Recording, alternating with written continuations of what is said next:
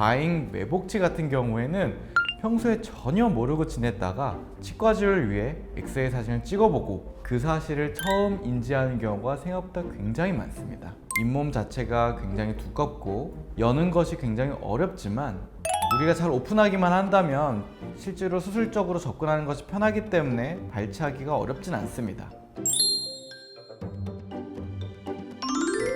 안녕하세요. 오짜TV의 김종희 원장입니다.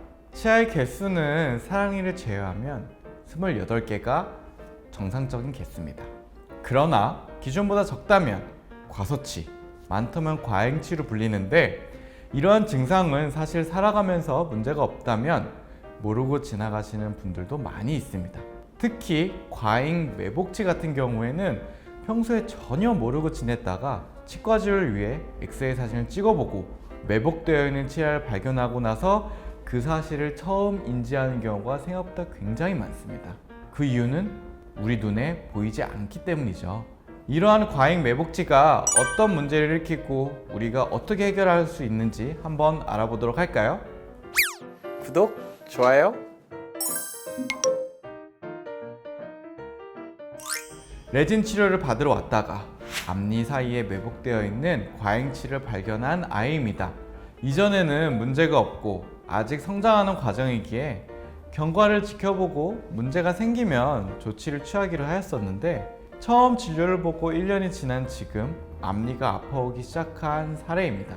그리고 교정을 진행하기로 하였기 때문에 치아에 돌출이 있어 후방 이동을 하기 위해서는 이 과잉 매복치가 걸림돌이 되었기 때문에 발치를 해야 하는 상황이었습니다.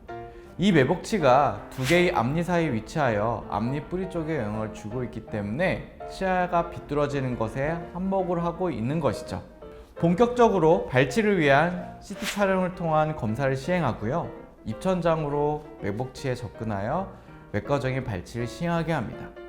생각보다 입천장의 경우 잇몸 자체가 굉장히 두껍고 여는 것이 굉장히 어렵지만 우리가 잘 오픈하기만 한다면 실제로 수술적으로 접근하는 것이 편하기 때문에 발치하기가 어렵진 않습니다. 최종적으로 이를 뽑고 나온 매복치의 모습입니다. 상당히 생각보다 큰 치아가 매복되어 있었죠.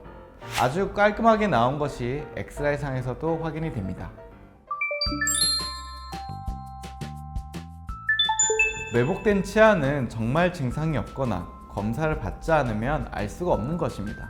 이 입천장에 있는 치아가 실제로 증상을 일으키지 않는다면 그대로 놔두어도 사실 큰 문제는 없습니다. 하지만 매복치가 통증을 일으키거나 염증을 일으키는 사례도 많이 있기 때문에 문제가 발생하기 전에 발치를 하는 것이 바람직한 방법입니다.